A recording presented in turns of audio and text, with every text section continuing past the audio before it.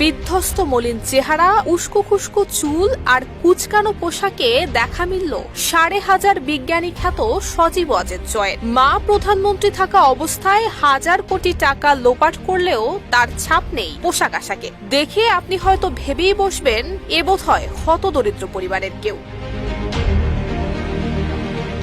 সম্প্রতি সামাজিক যোগাযোগ মাধ্যম ফেসবুকে ভাইরাল হওয়া এক ছবিকে ঘিরে উঠেছে নানান আলোচনা। যে ছবির ক্যাপশনে লেখা বাংলাদেশের একমাত্র ১৫০০ কোটি বিজ্ঞানী যার কোনো আবিষ্কার নাই। জামা কাপড় দেখে মনে হচ্ছে বিজ্ঞানীর দিনকাল খারাপ যাচ্ছে, আগের মতো আর আবিষ্কার করতে পারছেন না। মন্তব্যের ঘরে নেটিজেনরা লিখেছেন, মাত্র ৮ মাসের ব্যবধানে লোকটাকে চিনতে পারছি না।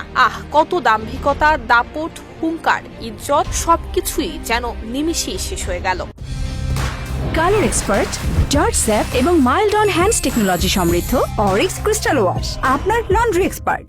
সম্প্রতি ভারতে পালিয়ে যাওয়া সাবেক প্রধানমন্ত্রী শেখ হাসিনা এবং তার ছেলে সজীব ওয়াজেদ জয়ের বিরুদ্ধে গ্রেফতারি পরোয়ানা জারি করেছে আদালত। রাজধানী উন্নয়ন কর্তৃপক্ষ রাজুকের প্লট বরাদ্দে দুর্নীতির অভিযোগে দুদকের করা পৃথক ২ মামলায় তাদের বিরুদ্ধে গ্রেফতারি পরোয়ানা জারি করা হয়েছে। মামলার এজাহারে বলা হয়েছে, শেখ হাসিনা প্রধানমন্ত্রী পদে দায়িত্ব পালনকালে তার উপর অর্পিত ক্ষমতার অপব্যবহারে নিজ মালিকানায় এবং তার ছেলে, মেয়ে, বোনের মেয়ে এবং বোনের ছেলের নামে পূর্বাচলে প্লট বরাদ্দ নেন। ঢাকা শহরে তাদের বাড়ি কিংবা ফ্ল্যাট আবাসন সুবিধা থাকার পরও তা গোপন করে আইনি বিধি এবং নীতিমালা লঙ্ঘন করে এই প্লটগুলো বাগিয়ে নেন তারা।